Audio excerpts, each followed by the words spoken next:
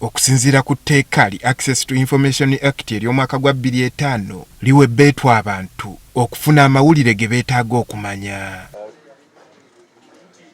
Kyokka okuva etteeka lino bwe lyayisibwa ebintu bingi ebizze bikyuka naddala mu ntambuza y'amawulire olw'enkulaakulana ya tekinologiya. Enkyukakyuka zino ze ziviiriddeko Bannakyewa okuvaayo okuwanjagira gavumenti okukola buli ekisoboka okulaba nga intaneti etuuka ku bantu kibayamba okufuna amawulire ate ku layisi. Era tugamba nti nno kyandibadde kirungi gavumenti okwongera ng'emiwendo gya intaneti gikka kubanga abantu balina appetite okugikozesa. Kutegeeza eggwanga ndi kati ffe ng'eggwanga bbeeyi ya intaneti twagisala kuva ku $3 per megabyte per second kati eri ku $7.5.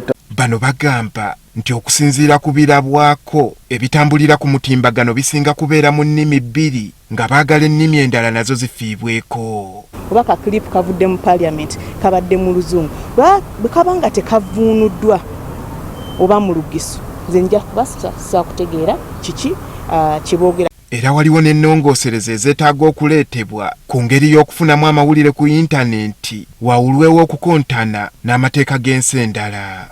Gavumenti erongoose mu tteeka lino erya Access to Information Act eryongeremu amaanyi. Tuli mu kukyusakyusa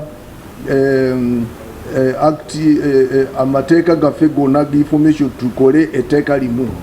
So ndowooza ebyo byonna tujja kubirowoozaako. Mariam Wangadya ategeezezza nti okusinziira ku kunoonyereza kwabwe rediyo zikyali za mugaso nnyo naddala mu byalo nga kw'otadde n'enkiiko z'oku byalo okutambulizaamu amawulire. Bali abali mu bitundu ebirala ebyesudde wabweru wa Greater Kampala bate bajjumbira nnyo meeting ez'okukyalo nga bano bali abantu 7 ku 10 abagenda mu meetings ezo at least omulundi gumu mu mwaka.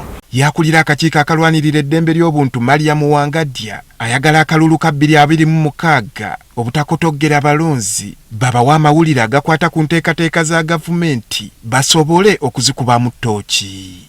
So that whatever decisions they make about our elected leaders, they are well informed about their performance and whether they deserve another term. Okusinziira ku bibala ebyakakolebwa, Uganda erina abantu abasukka mu bukadde 45 kyokka nga kuba n'obukadde 13 bwokka bwe buli ku mutimbagano, ekiraga nti abantu bakyalina eddimu ly'okwettanira tekinologiya okusobola okutuukana n'omulembe. Andrew Kagwa, Agafeeyo, Spark TV.